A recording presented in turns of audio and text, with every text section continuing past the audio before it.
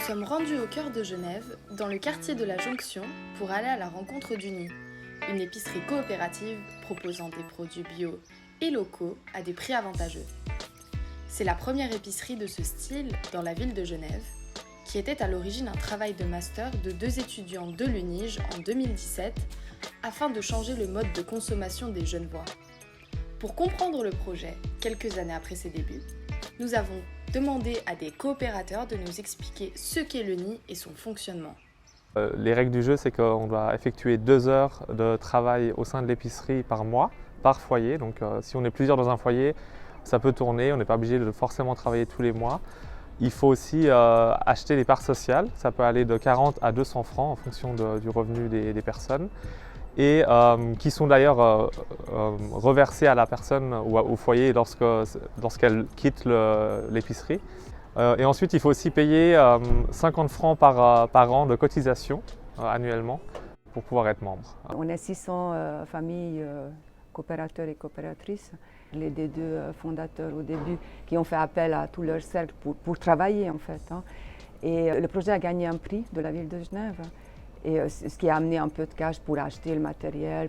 Pour financer le déménagement, on a fait appel à un crowdfunding. Le modèle économique est qu'on a une marge fixe sur chaque produit qu'on achète de 26,5%. Et cette marge-là doit permettre de couvrir les frais fixes.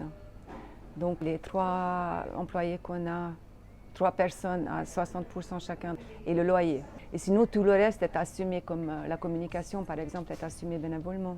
Et c'est ce qui nous permet aussi de garder des marges assez basses.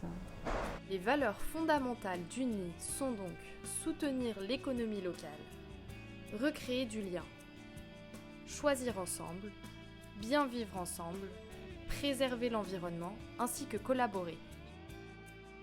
Nous nous sommes d'abord intéressés au lien social que l'UNI arrive à créer entre ses coopérateurs.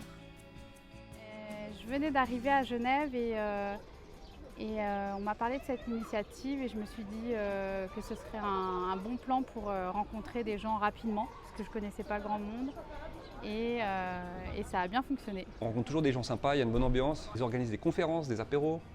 Je suis allé une fois à une et c'était super sympa, j'ai rencontré des gens, on a échangé des numéros. Et ça crée un lien, vraiment, ça crée un lien social entre les habitants du quartier parce que ça permet de se rencontrer, de se rapprocher un peu plus, donc c'est plutôt sympa. L'UNI a également des préoccupations environnementales auxquelles les coopérateurs et coopératrices sont sensibles. Moi, j'ai essayé de faire une démarche zéro déchet en fait. Et c'était super difficile d'abord de trouver des épiceries en vrac. Souvent, c'est beaucoup plus cher. Et donc, ici, j'ai trouvé mon bonheur parce que je trouve toutes sortes de produits locaux, bio, durables et puis en plus, sans emballage souvent. Alors moi, je trouve pas mal de satisfaction à ne pas remplir ma poubelle de plastique inutile que j'ai utilisé juste le temps du voyage. On essaye d'avoir beaucoup de produits en vrac. On essaye d'éliminer l'utilisation du plastique aussi. Et puis bien sûr, on fait appel à des producteurs et productrices locaux. Donc ce qui fait que ça réduit les temps de trajet, etc. L'UNI, c'est aussi, je dirais que c'est comme un petit laboratoire de pratiques où on discute un peu de la façon dont on pourrait créer du sens et du lien entre ce qu'on mange et d'où viennent les produits, savoir qui les produisent et comment. Du coup, là, il y a quand même cette conscience que les choses, elles ne tombent pas juste comme ça dans notre panier, on met des sous et on repart avec. Enfin, voilà, moi, je pense que ça m'a sensibilisée aussi au travail qui est derrière tout ça. C'est assez agréable, en fait, de pouvoir rentrer dans l'épicerie et choisir directement des produits que je connais déjà, dont je connais la provenance. Quand j'achète quelque chose au nid, je sais comment ça a été fait, je sais souvent par qui ça a été fait. Parfois, je connais personnellement le producteur ou la productrice. On a des liens directs avec les producteurs, donc c'est vraiment un rapport de proximité qui est, on va dire, en tout cas moi qui me parle plus que juste venir consommer et repartir. Dans une grande filiale, on va pas vraiment connaître toute l'historique du produit, de la personne derrière. Et aussi, on n'est pas sûr que ces personnes elles soient forcément bien rémunérées pour leur travail, alors que nous, au NI, c'est vraiment quelque chose qui est important pour nous, c'est que aussi le producteur, la productrice derrière, le paysan, la paysanne, etc., que ces personnes elles soient rémunérées correctement et qu'elles puissent vivre dignement de leur travail. J'avais justement envie de pouvoir me réapproprier les chaînes d'approvisionnement et de pouvoir choisir quel produit et de sortir de la grande distribution, principalement. Sortir des circuits traditionnels permet également aux coopérateurs et coopératrices de s'impliquer à toutes les étapes du fonctionnement de l'épicerie. Tout le monde peut amener ses idées, tout le monde peut contribuer et faire évoluer l'épicerie comme il ou elle l'entend. Donc ça c'est quelque chose, c'est vraiment la force d'Uni, c'est d'être porté par un mouvement, un groupe de personnes diverses et variées. On a pas mal de groupes de travail et ça se fait plutôt dans la bonne humeur. On discute régulièrement de comment on voudrait améliorer l'épicerie. Le groupe le plus important, c'est le groupe approvisionnement. Il y a des coopérateurs qui font eux-mêmes les commandes, donc la sélection des produits, les commandes, l'approvisionnement, ils gèrent les stocks. Et ça, c'est un peu le cœur du travail de l'épicerie en fait. C'est génial parce qu'on est vraiment consulté, on fait vraiment partie de la boutique. Comme nous l'avons vu, les coopérateurs d'Uni ont un pouvoir décisionnel au sein de l'épicerie. C'est comme ça qu'ils ont pu se procurer les produits de l'Asguipa. C'est un coopérateur qui a déposé un paquet de tomates séchées en disant que c'était un produit excellent et qu'il fallait que le nid se le procure. C'est ainsi que la collaboration entre le nid et l'Asguipa a commencé. Nous nous sommes donc rendus à la fondation afin de voir le processus de confection de ces tomates séchées. L'Asguipa possède des ateliers de production à Saint-Jean. Ces ateliers offrent des emplois à des adultes présentant des déficiences intellectuelles et bénéficiant de l'assurance invalidité. Si vous êtes dans un atelier de conditionnement alimentaire, nous conditionnons pour tout ce qui est des produits séchés. Le travail est souvent divisé en plusieurs tâches de manière à ce qu'il puisse être fait par les personnes que nous employons. Donc, une fois que nous recevons les tomates, les différentes étapes sont par exemple le dégrappage des tomates, ensuite on les nettoie, ensuite on les coupe en deux, ensuite elles sont posées sur des grilles, elles sont installées sur des séchoirs.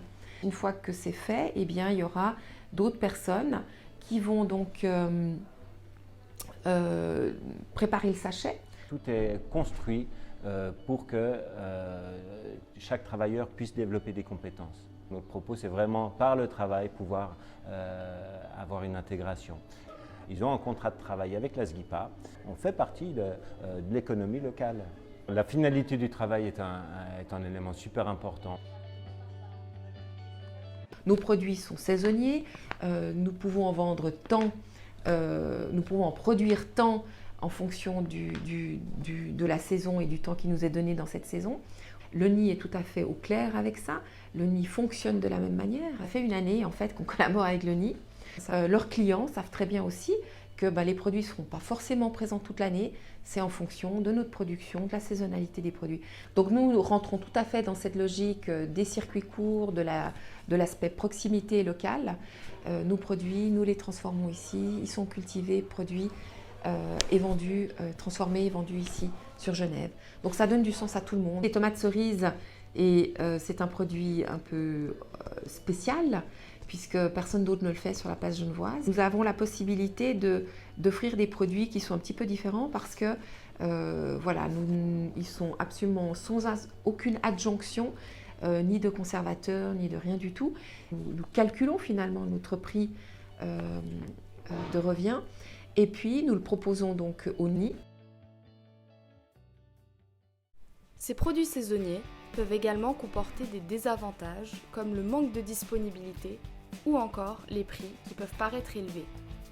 Nous sommes donc retournés au nid afin de comprendre les défauts de ce système de circuit court et d'épicerie participative.